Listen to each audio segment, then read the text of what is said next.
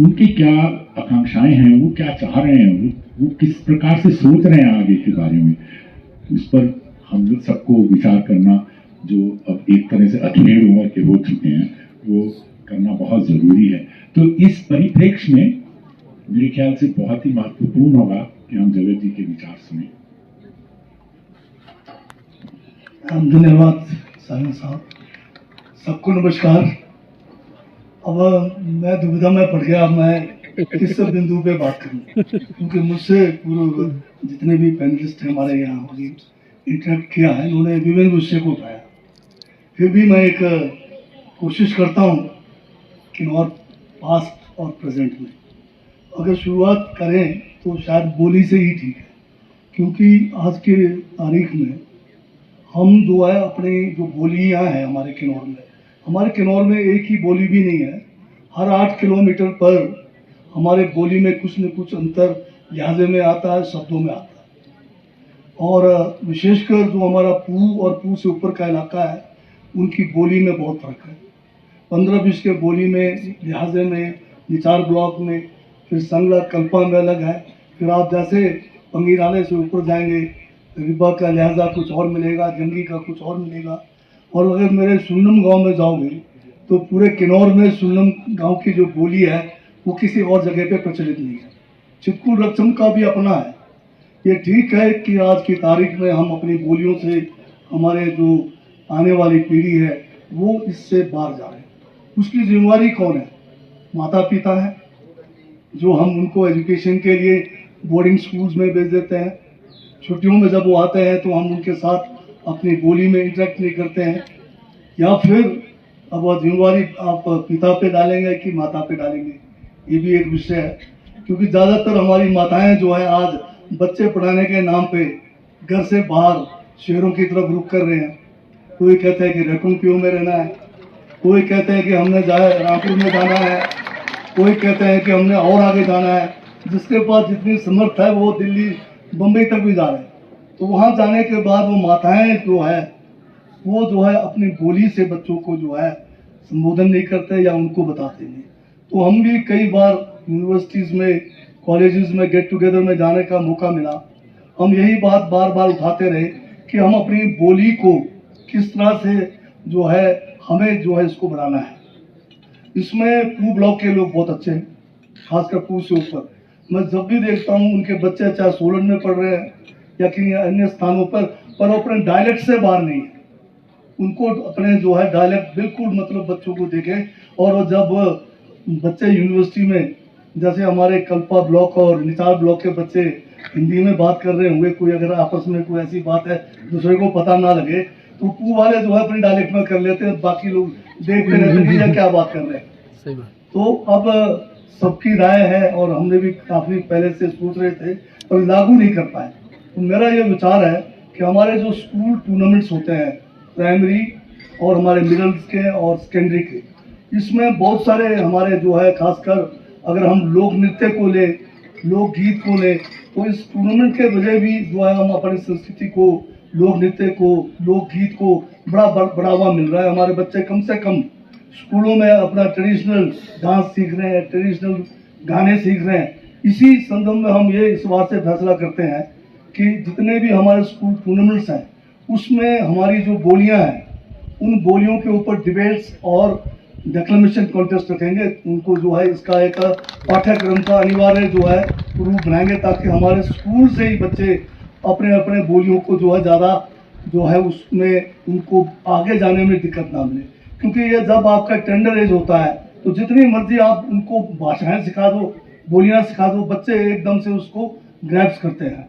बाहर के देशों में अगर आप देखेंगे तो वहाँ पर यूरोप में जो है, इटली में अगर इटालियन बोलते हैं तो इंग्लिश भी जानते हैं, नज़दीक में वो जर्मन का है तो जर्मन भी जानते हैं। तो वो 3-4 भाषाओं का मास्टरी करते हैं। हमारी तो बोली की बात हो रही है, हिंदी। अब यहाँ पर जैसे मातृभाषा के लिए अब हिंदी मातृभाषा है या पितृभाषा है पता नहीं क्या आप बोलेंगे, पर अगर मातृभाषा को अगर बोली से जोड़ना है तो फिर पहले हमारे डायलेक्ट है, तो इसके ऊपर तो हमें विचार करना है। जहाँ तक हमारी सांस्कृतिक धरोहर की बात है, अब हमें जो है ट्राइबल का दर्जा मिला, हम बहुत भाग्यशाली हैं।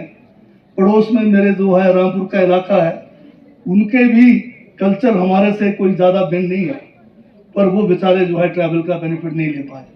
पूरा हिमालयन बेल्ट अगर देखा जाए, हर इलाके में हिमालयन बेल्ट में अपनी जो है अलग संस्कृति है। हर एक को आप अगर ट्रैवल के क्षेत्र में अगर पता नहीं परिभाषा ट्रैवल का क्या है उसमें जोड़े तो ये सभी आ सकते हैं। पर आज अगर जो जरूरत है, जिसकी बात हुई है बोली की है, इसके लिए हम पूरा प्रयास करते हैं, बढ़िया बोली होना चाहिए। एक जो हमारी संस्कृति की बात की अभी युवा साथी ने यहाँ पर, कि हम जो है दुविधा में है किस में जाना किस में नहीं जाना। हमारे पास जीता जाता उदाहरण है, तिब्बत के जो लोग हैं जो विस्थापित हुए हैं, आज अगर आप तिब्बतियों की जो एक पूरी उनकी जो पॉपुलेशन है वो मेरे ख्याल 1.5 लाख से ज़्यादा नहीं है, पर जिस रिच कल्चर को उन्होंने प्रिजर्व किया हुआ है। आज भी पिछले बार हमने यहाँ पर ट्राइबल फेस्टिवल में हमारे रेकोंपियो में 2 साल पहले शायद हमने उनका एक ट्रूप को बुलाया था धर्मशाला से। आपने देखा होगा कितना मतलब उन्होंने उसको अपने संस्कृति को एक विस्थापित होते हुए भी वेशभूषा को, गाने को, अपने सास जो होते हर चीज को उन्होंने संभाल कर रखा। उनसे हमें सीख लेने की जरूरत है। हमारे कल्चर में भी बहुत बढ़िया हर चीज है, पर वक्त के साथ साथ इसको भी जो है प्रिजर्व करने की जरूरत है। हाँ, इसमें बदलाव अगर समय के साथ करना है वो भी कर सकते हैं। मुझे इस बात का गर्व है कि हमारे जनजाति जो संस्कृति, खासकर हम कहें कि किन्नौर के कहें, पड़ोस के हमारे शिमला डिस्ट्रिक्ट के लोग कहें, सिरमौर के कहें, ये इस हिसाब में तो सारा, और लाहौल स्पीति भी आता है जहाँ पर सानंद साहब जो है उधर भी रहे आप। स्पीति का कल्चर भी आपने देखा है, उससे ऊपर का कल्चर तकरीबन स्पीति के साथ मिलता है, नीचे का थोड़ा डिफरेंट है। पर सबसे बड़ी बात हमारे ट्राइबल कल्चर में एक चीज है, ओपननेस है। इतना ओपननेस हमारे कल्चर में जो है शायद नीचे के इलाकों में नहीं है। उसका एक छोटा सा उदाहरण है, घर में कोई भी हमारा किसी भी किस्म का फंक्शन हुआ, घर के अंदर पहले समय हमारे पास जो एक ही जो है बड़ा सा कमरा होता था अपने अपने समर्थ के हिसाब से, तो सबका सामूहिक भोजन उसी के अंदर होता था। तो उसमें बैठने का जो तरीका था वो था कि पहले जो है सबसे बुजुर्ग बैठेंगे, फिर अपने उम्र के हिसाब से सब बैठेंगे। और उसमें जब हम बैठकर, अब जो है आज हम शराब पीने के लिए क्लब का रास्ता ढूंढते हैं, या जो है ठेके के सामने कुछ कल्चर में ऐसा है कि गए पौवा लिया और गटक से लगाया, मुंह मोड़ के घर पहुंच गए ताकि घर में पता ही न लगे, क्योंकि वहाँ ये सारा काम चोरी छुपी होता है। शराब पीना कोई गलत नहीं है, बहना गलत है। तो हमारे कल्चर में जब शराब को जो है घर के अंदर परोसा जाता है, तो जो सबसे आगे बैठे बुजुर्ग हैं, लास्ट तक जो बैठे हैं, वो सब बैठकर उसका आनंद लेते हैं। और सबसे बड़ी बात है कि कोई बहकता नहीं है, हर एक को डिसिप्लिन में रहना पड़ता है। तो ये एक बहुत बड़ी उपलब्धि हमारे जो है पुरानी संस्कृति की है। अब कहते हैं कि आजकल क्लब का जो है जमाना है, अब आपको कहीं कुछ एंटरटेनमेंट करना है, डांस करना है, तो आपको जो है वेस्टर्न स्टाइल में क्लबों में जाना पड़ता है। हमारे किन्नौर में ये प्रथा थी, अब भी है, अब तो कुछ कम हो गया। अब हमारे जो है यूनिवर्सिटी कॉलेज के लड़के तोशिम के नाम से उसको मनाते हैं। जबकि यहाँ बर्फ पड़ती थी, 5-5, 6-6 महीने यहाँ पर आने जाने का साधन नहीं था। हर गांव में तोशिम प्रोग्राम होता था, जिसमें युवतियाँ, महिलाएं, पुरुषों को या नौजवानों को जाके इनवाइट करते थे किसी एक घर में जिसमें काफ़ी ज़्यादा अच्छा एकोमोडेशन होगा, वहाँ उनको बुलाते थे।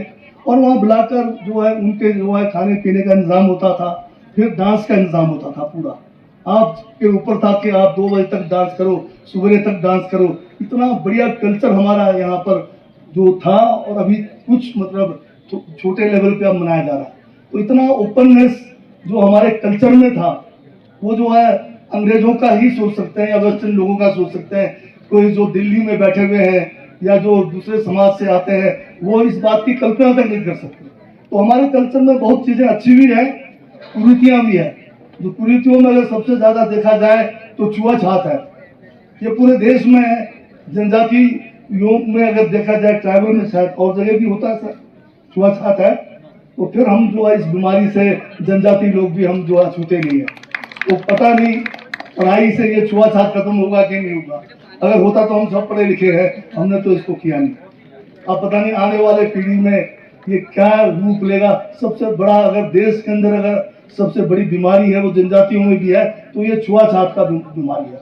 हमारे किन्नौर में जो है मंदिर भी जो है अलग अलग बने, मंदिर में नाचने का जो है कार्यक्रम भी अलग अलग से है।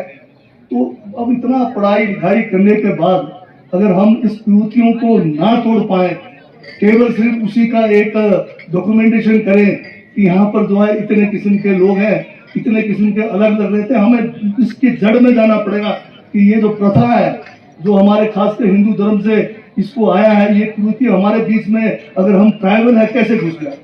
हमारे यहाँ पर तो पहले देव ये जो है ये जो शू समाज है जिसको आप देव समाज के नाम से आप इसको प्रचलित कर रहे हैं, उस समय तो कोई ऐसा होना नहीं चाहिए था।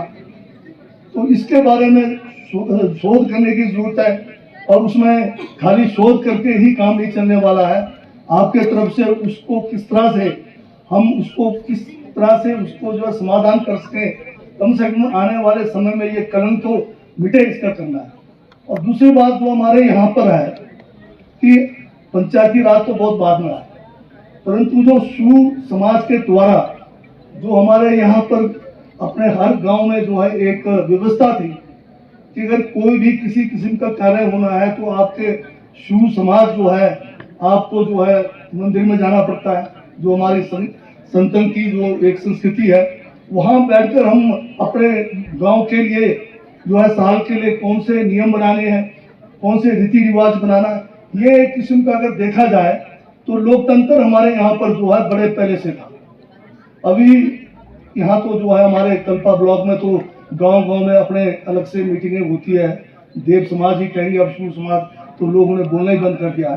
परंतु अगर ये जाएंगे आप, अगर ये जो हमारा विचार से लेके बरी का इलाका जो है, इसमें जो है पूरा का पूरा यथार्थ विश्व के अंदर जो है पूरी बैठक जो है देवता जो शू हमारे सुंदरा महेश्वर है उनके जो है वहाँ साल में एक बार सारे जो है 8-10 गांव वहाँ बैठते हैं और जो उनके जो रीति रिवाज है उसमें अगर कोई परिवर्तन करना है या कोई उसको जो है बंद करना है वो वहाँ बैठ के फैसला करते हैं। तो इस किस्म के जो फैसले थे हमारे, ये बड़े सदियों से चला हुआ। कई जगह पे तो देवते से समझ भी आता था, कोई अगर जो है पीड़ित है किसी से आपस का कोई झगड़ा है तो वो देवते के पास दरखास्त डालते थे, फिर जो है देवते की तरफ से बाकायदा एक आदमी जाके को जो है डेट पर बुलाएंगे और दोनों पक्ष को सुनकर फैसला देते थे। तो कई बार फैसला सही भी माना जाता था, कई बार नहीं भी माना जाता था। परंतु पंचायती राज से पहले बिना इलेक्ट किए हुए जो शू समाज है जिसमें कारदारों को या तो जो है ये अपने परंपरागत तरीके से जो खानदान जो है दर पीढ़ी वो जो है कारदार चलते थे या फिर देवता उसको नॉमिनेट करते थे। तो ये भी एक सिस्टम हमारे बीच में था। बाकी अभी बहुत सारी बातें जिसको इतना समय शायद सामने साहब देंगे नहीं यहाँ पर, तो मैं भी जो है अपने को शॉर्ट में ले जाता हूँ। हाँ, एक मैं भी किताब यहाँ देख रहा था, डॉक्टर वाईएस परमार ने भी एक शोध किया था, पॉलिएंड्री सिस्टम इन हिमालय, बहुपति प्रथा। तो हम भी उसमें कॉलेज में थे, एक यहाँ पर किन्नौर ये जो है स्टूडेंट्स एसोसिएशन था जिसमें इस तरुण किन्नर के नाम से हम लोग भी शायद ये फर्स्ट सेकंड में पढ़ रहे थे। यही सामने जहाँ हमारा आश्रम है उस समय ये खाली पड़ा हुआ था, बोर्डिंग होता था, तो वहाँ हमारी मीटिंग हो रही थी और उस मीटिंग में हमारे साथ जो सीनियर है बहुत सारे तो आज IAS IPS और बड़े ऊंचे स्थानों पे गए, उन्होंने एक जो है उन दिनों में तो ये फोटो स्टेट भी नहीं होता था, शायद टाइप करके जो इस किताब के कुछ अंश लाए और उन्होंने कहा कि ये बहुत अपमानजनक है किन्नौर के लोगों के लिए और उसको कहा कि एक रेजोल्यूशन पास करो और एक किताब बैन होना चाहिए। अच्छा, हमें बड़ा आश्चर्य हुआ। फिर हमने कहा कि भी हम में से कितने लोगों ने इस किताब को पढ़ा भी है, नाम भी सुना है, तो शायद किसी ने कहा नहीं, जिन्होंने छाप के लाया था वो किसी और मन से लाया। तो बगैर पढ़े बगैर उस किताब को बैन करना मैं समझता हूँ कि बिल्कुल करता। क्या बहुपति प्रथा हमारे यहाँ नहीं था? आप बताइए, नहीं था क्या? आज भी है, आज भी पढ़े लिखे लोग हैं उनके भी जो है बहुपति प्रथा चला हुआ है। तो उस जमाने की जरूरत थी, हमारे यहाँ पर जमीन कम थे, हमारे बुजुर्गों ने बहुत सोच विचार करके जो है इस सिस्टम को अपनाया ताकि हमारा जो जमीन है उसके फ्रेगमेंटेशन ना हो। तो वो एक जमाने में ठीक था, आज की डेट में नहीं भी हो सकता है।